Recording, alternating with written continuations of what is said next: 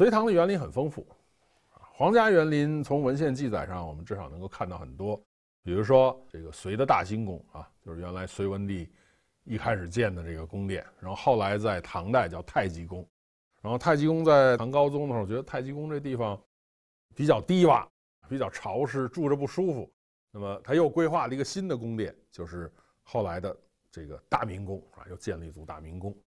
那么洛阳是吧，也有这些宫殿，我们就不再举了。当然，隋唐时期还有很多离宫，比如说隋的江都宫、仁寿宫、汾阳宫，唐的翠微宫、九成宫、三阳宫、合璧宫等等等等，你可以数出很多很多的这样的宫室。那么我们根据这样的一个描述，再加上一些图像，比如说宋代有一个人曾经做过一个长安城图，然后这个图呢是碑刻，现在残了，有人对他做了复原，我们大致能够看到宋代人怎么样理解和复原这个唐的城市的。那么其中就包括它的园林部分。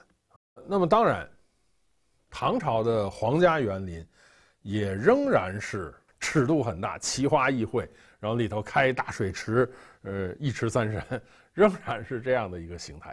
有一个文献记载：5月，筑西苑，周200里，其内为海，周10余里，为方丈。蓬莱瀛洲诸山，高出水100余尺，台观宫殿，罗落山上，象背如神。北有龙鳞渠，盈淤注海内，园渠作16院，门皆临渠，每院以4品夫人主之，堂殿楼观，穷极华丽。原河南志画了一个图，非常奇怪的园林的格式。当然，真正的园林不会是这样，不过这是他们根据文献记载复原的一个园林的形式。那么大明宫也是这样，是吧？大明宫中间有太液池，是吧？太液池当中也有岛啊，也是这种一池三山的味道。那么刚才讲麟德殿啊，就是在俯瞰太液池的一个高地上，它可以看到它在上头有各种表演宴饮，是吧？然后往下一俯瞰。然后太液池这个非常漂亮、非常大的水面是吧？上头岛上是吧？这样的宫殿，好像人间的一个仙境一样的场景。那么另外兴庆宫是吧？刚才我们讲到玄宗那时候啊，建兴庆宫，然后还让出一块地儿，变成公共的什么看元宵花灯的场所。那么兴庆宫里它也有一个龙池啊，龙池边上也有对的山，上头也有一些景观建筑。那么这样的一种形式也是有的。曲江是一个公共园林，这个在中国城市建设史上还是第一次，就是一个公共游览区在城市当中被规划出来。那么当然它还有很多行宫，是吧？比如说骊山的华清池啊等等这些东西，我们不展开了。日本在这个平城京曾经做过一个园林的恢复，我用了一张图。我想这种风格可能跟唐代当时的小的园林的情况还是比较接近。另外我们还有一个很有意思的园林，就是山西的将守居园池。这个地方呢，最早是隋代规划的一个园林，后来大致还保存了这样的一个状况。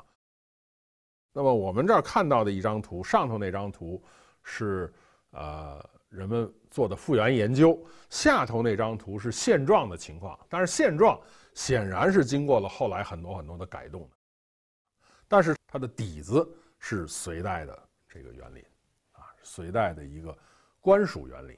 那么现在保存下一些建筑，当然跟隋代已经没有什么关系了，当然那个位置也许还是隋代原来这些建筑的位置，但现在存在的建筑已经不一样。这是皇家园林。另外一个必须要提到的就是王维的这个辋川这是他的一别墅，是吧？他的一个休闲居住的场所。那么他曾经约了很多朋友，在这儿写诗、作画，评价王维说他诗中有画，画中有诗。然后他是把这个画里头要画出诗的意境，那么诗里头要有一种形象感。那么他在他这个园林设计当中，在他住的这个辋川的这个地方，啊，这里头有20景。然后他和他的朋友就是在这儿每一个景那儿写诗，让他画画啊，这样留下来。就是按照他们的诗的描述，我们可以看到他每一个景点，每一个这个他们认为是一个好的去处，他都有给了他一个特定的意境啊。比如说，他有一个山坡啊，叫华子岗，他们用的诗是“飞鸟去不穷，连山复秋色，上下华子岗，惆怅情何极”。诗人开始有点什么离愁别恨啊，他把它赋予到这个景观当中去。那么另外还有一个景点，他写“缠鸾映空曲，青翠样涟漪，暗入高山路，樵人不可知”。一种深山，一种茂密的这个树林，是吧？他把这样的感觉写出来。然后还有一个景啊，他这么写的：“空山不见人，但闻人语响。返景入深林，复照青苔上。”啊，等等，就是他每一个景点，他都不断的写诗，不断的写诗，把它意境提炼出来。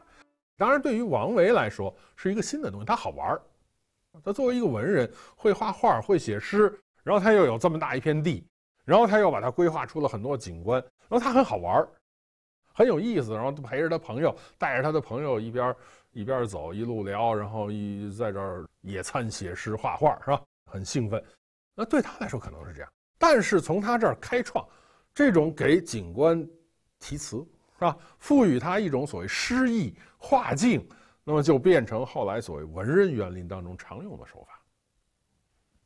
那么到现在，你无论是看我们的皇家园林颐和园也好，或者苏州园林也好，它重要的这个景观上有个亭子，亭子上挂一个楹联，然后楹联上一定是写的诗，然后这个诗一定要点这个景，然后要把那个意境，甚至它一个牌匾，然后一定要把这个景的它所谓的那种诗情画意要给你点一点。然后让你在这儿能够好像感受到一种虽然并不大这个地方，但是能够让你的想象不断的发生出去，不断的延续出去，然后获得一个咫尺山河的这样的一个印象。那么在一个有限的空间当中，给你一个无限的联想啊，这是王维在他的这个辋川当中干的事儿。那么他开的头，以后这个就变成中国园林设计当中一个很重要的传统。我们可以看到，这是一个辋川图。那么在敦煌壁画当中也有关于园林的反映，它反映这个建筑、山水，然后树木环境掩映在一起啊，这样的一个园林的主题，在敦煌壁画当中也有所反映。好，我们唐代的上半部分就到此为止。